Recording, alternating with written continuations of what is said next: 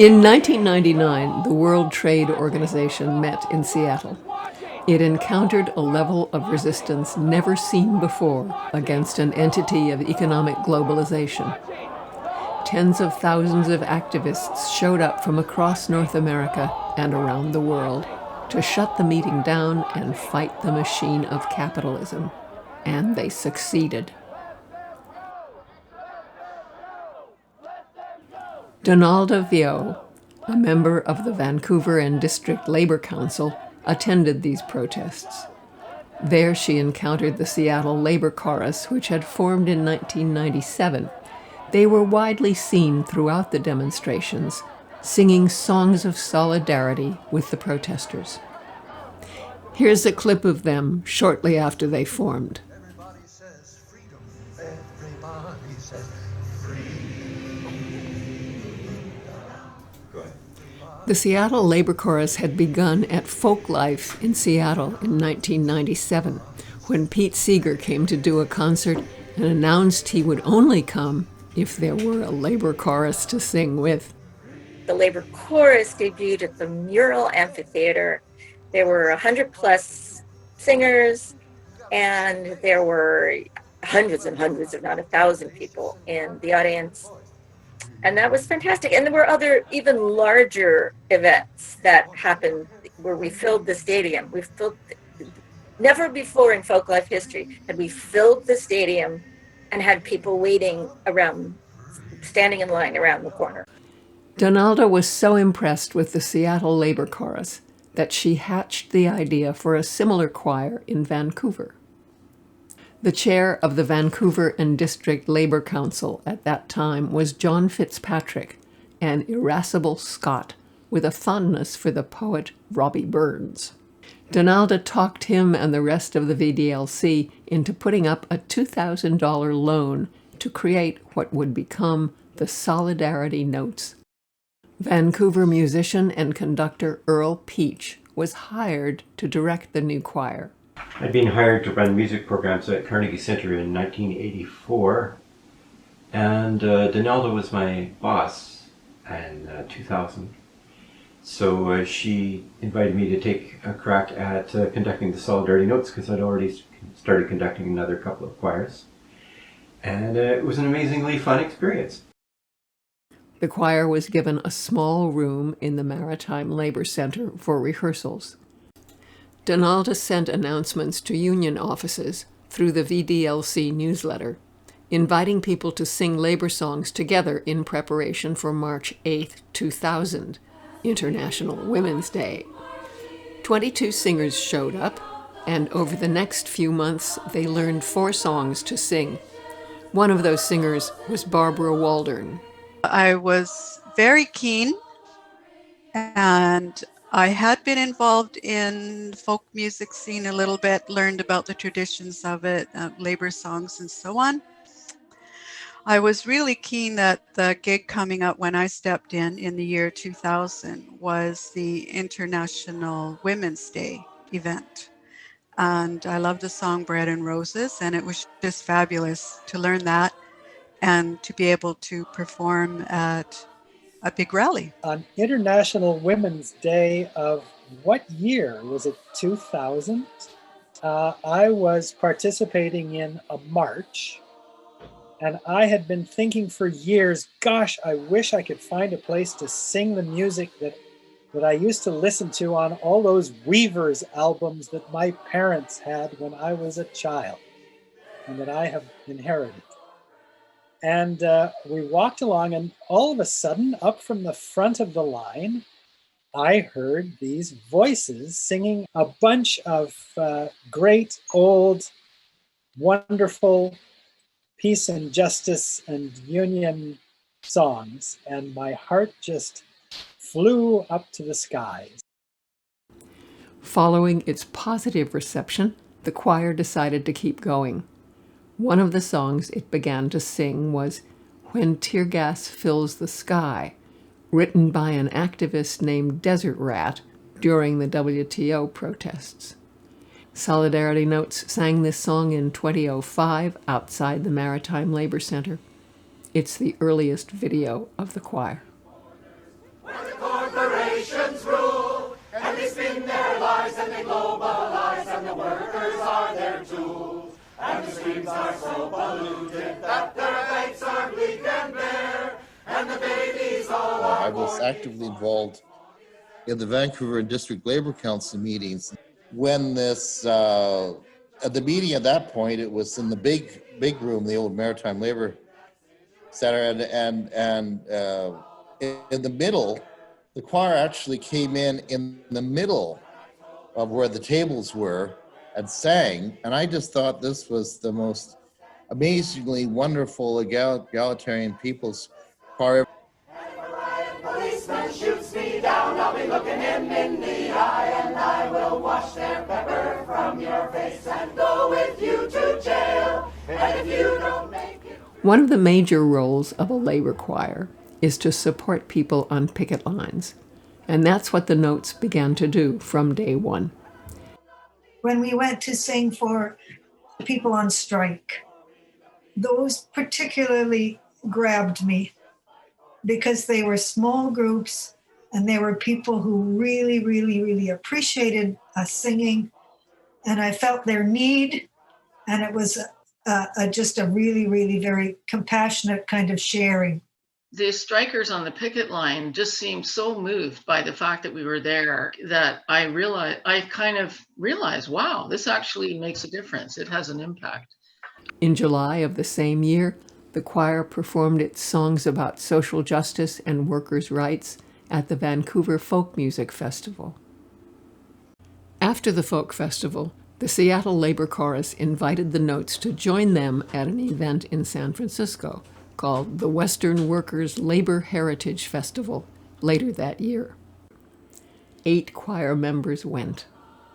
Heart-filling and enlightening and awakening and great. That was the first time I encountered the phrase prison industrial complex, and it blew my mind, opened my eyes. Really experienced the fact that we were part of a very large movement with using culture to promote justice, that we had this a history that we wanted to share, we had a current iteration that we wanted to share, and we were creating a collective future.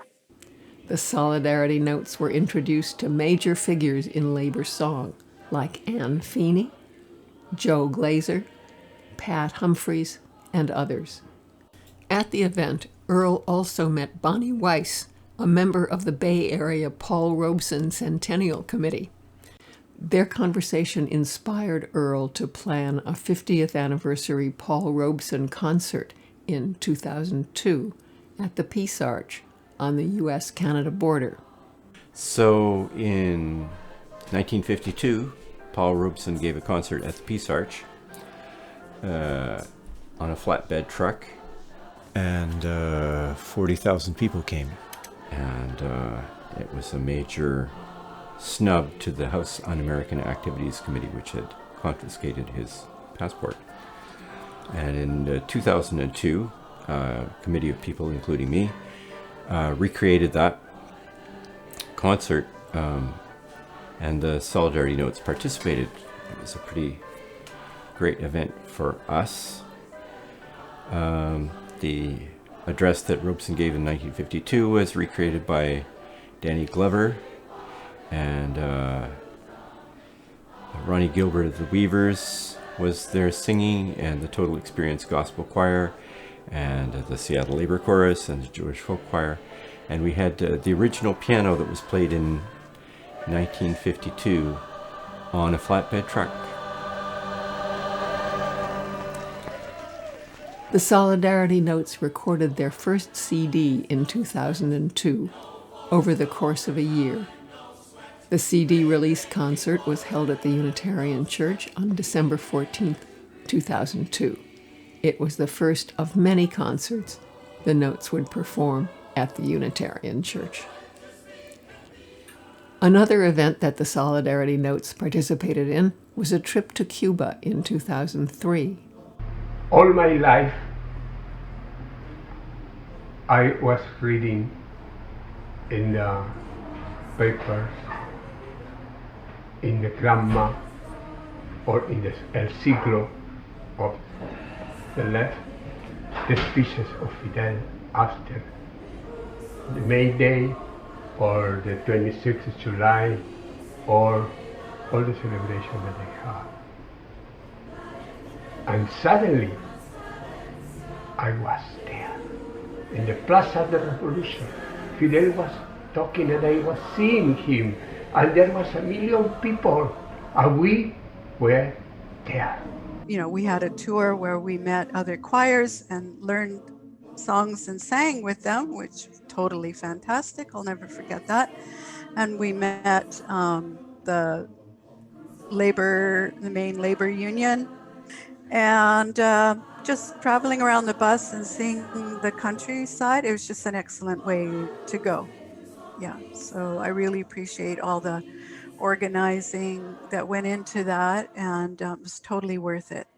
For many years, the choir manager was Regina Brennan, a Public Service Alliance activist who fought hard for equal pay for equal work within her union. Regina deeply loved the choir and worked hard to make it function. I was impressed by this kind of presence, you know, of beneficent organization, I'll call it. She smiled a lot. She would rattle off a bunch of things that Soul Notes was doing, and generally had a very cheery disposition. At the same time, you know, giving the distinct impression of somebody who knew what she was talking about, and that there was good, sophisticated organizing going on, you know, along with that smile. That sometimes is a rare combination, I would think. Regina died of cancer in 2016. In 2006, the Solidarity Notes were involved in a performance of the Cantata de Santa Maria de Iquique, written by Luis Advis Vitaglech in 1969 for the musical group Quilapayún in Chile. Blythe Nuttall, a choir director from Edmonton, arranged this gargantuan piece with traditional instruments and 2 narrators. This monumental musical to remember that is the cantata Santa Maria of Iquique. And it said everything.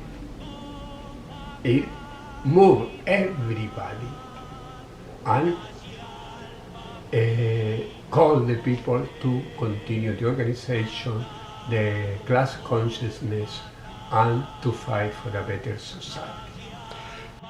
The Chilean community in Vancouver came out for this event.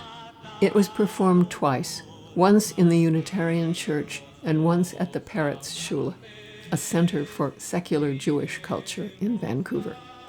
This established a long-standing friendship between the choir and the Chilean community, which continues today.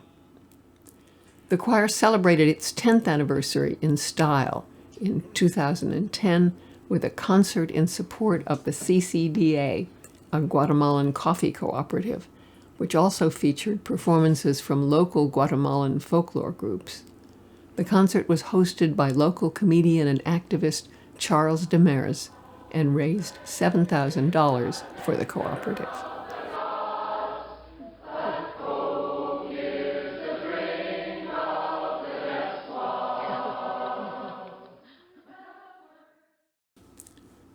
In 2016, the Solidarity Notes split into 2 choirs, the Solidarity Notes Labor Choir and the Left Coast Labor Chorus. That was a difficult situation. Many people had a lot of difficulty deciding which group to go with, and I'm very happy that we stayed with the Solidarity Notes and with Earl. I think that there has been a change in focus in the choir since then. I think that we still do picket lines, but for strikes and things like that, but the other choir has more of a labor focus, and it suits myself and Yvonne that our choir now has more of an environmental and social justice focus. As are most such events, it was traumatic for everybody involved. However, everyone worked on maintaining good relations and there continues to be mutual respect between the two groups. In 2017, the Solidarity Notes began presenting a program of labor and activist songs in local schools. We have put together a set of songs that we can perform for high school students, and it seems that we perform these in social justice classes, and so the students are kind of primed to be interested. And what we provide them, we hope and think, is a demonstration and description of how song has been used in nonviolent protest over centuries, and how it's used in nonviolent protest now. They sent the monkeys to harass them and to throw them into jail. Disease and poverty led to despair. And it was like having these kids, 16 years old, stepping out of their world and realizing that, whoa, the classroom is just one part of their life. The world is way bigger, and the problems are there, the solutions are there too. And we were singing about problems, and we were singing about solutions. And that was such an inspiration seeing my son here. We share our native land. To protect this home, we share our native land. Many people have come to the choir from many different starting places and have had profound experiences. Here are a few reflections, including my own.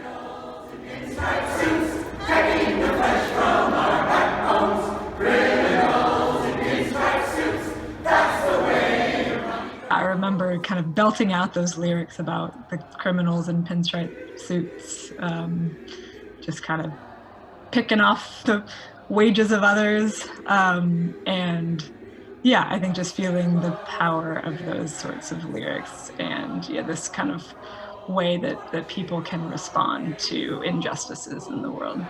The politics that we were singing, or that the choir was singing and that I could now sing, was exactly what I was looking for. I like to sing for a purpose, and the politics were my purpose. Just before we went on Christmas vacation in 2019, we sang a very short song, kind of a farewell song, just to because we were all going on vacation and we weren't going to see each other again for a little while.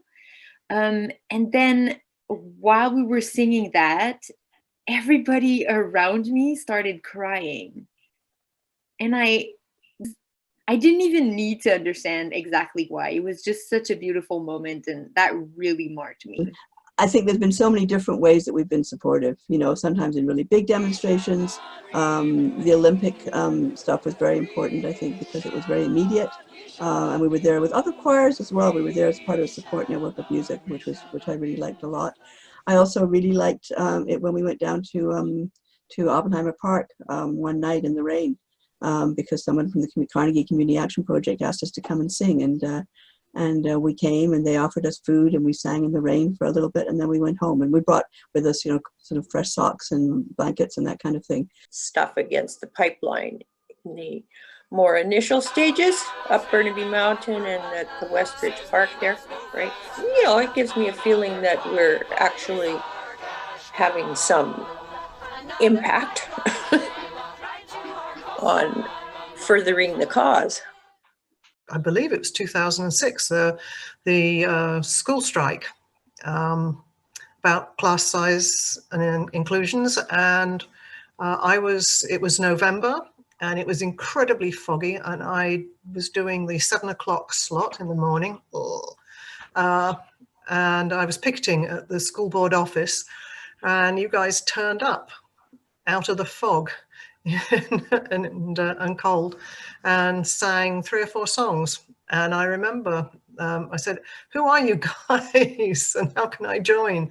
Because it just changed the entire mood of the place, and I'd never heard of you before then. So that's when I started. We were singing the Internationale in several languages, as I remember. And as we got up, we were dispersed around the room, as you do at a pop-up. And as I walked toward the front from my position in the back, I noticed that members of our audience were singing with us. And my heart flooded with, I don't know, love, solidarity, something, enthusiasm. And that has happened several times since, when the people that we're singing to join with us and let us know that they know our songs and they appreciate our presence. It's very moving. One of our last gigs was at a cemetery for Japanese people who had left the island and never returned when the Canadian government incarcerated them in concentration camps. There were so many people in the crowd who were weeping at that particular event, and several people in the choir around me were gulping up, tearing up, and even the conductor had a tear in the corner of his eye. It was wonderful to be sharing that with that spirit with the crowd and within ourselves, and the whole coming together as a union was very emotionally satisfying, and gave us a better insight, I think, in how the people must have felt who had lived there and were never able to come back again. The very first song we sang in that rehearsal was May the Work That I Have Done. And so I've got the music, the lyrics in front of me, and I'm kind of stumbling along. And, you know, I don't think we were 25 seconds in. You know, may the work that I have done speak for me. When I run my final race, someone else will take my place. And by verse 2, like, I was having such a visceral experience. Like, honestly, it's from the tip of my toes through my body to be singing those words in this room full of people and making this music. And I actually thought it probably showed. I thought I probably had goosebumps all over, and I looked around and no, everybody's just singing, doing their own thing. But I felt like something moved through me, and I was home. I was like, this is where I need to be. And, you know, in the 6 or 7 years, there have been repeated experiences like that, both at rehearsal, at various protests we've sung at memorials we've sung at for longtime social justice lawyers. And it just feels like a perfect blending of politics and art. I went to a demo shortly after Donald Trump was elected, and there were, I think, 10,000 people there. It was a women-centered demonstration because he had shown his attitude towards women. And so I was there on my own and just kind of looking around and being there. And I heard music, like singing. And so I followed my ear and I came to the Solidarity Notes choir. And I was just so moved to hear the music. And then somebody handed me some music and said, "You can join in." We shall overcome. We shall overcome. COVID times are tricky. I hope that we can start going to events and demonstrations again, and I hope that demonstrations start forming again, because I think there's just too much going on in the world to ignore right now, and I do think there's a way to do it at a safe distance. So yeah, I would like to kind of get started back up this fall. We got to find a way to keep this alive. It's really, really important. It's not just singing for the sake of singing. So any gigs that, you know, and that's why picket lines and that kind of stuff are really a godsend, because that's kind of typical for us. We've sung in the rain and the snow and all kinds of stuff. And so I want to know about those gigs, and I'll be there. I'll be all bundled up, but I would love to sing. The Solidarity Notes has now been singing for 20 years and doesn't intend to stop. We have only started. We shall not give up the fight. We have only started.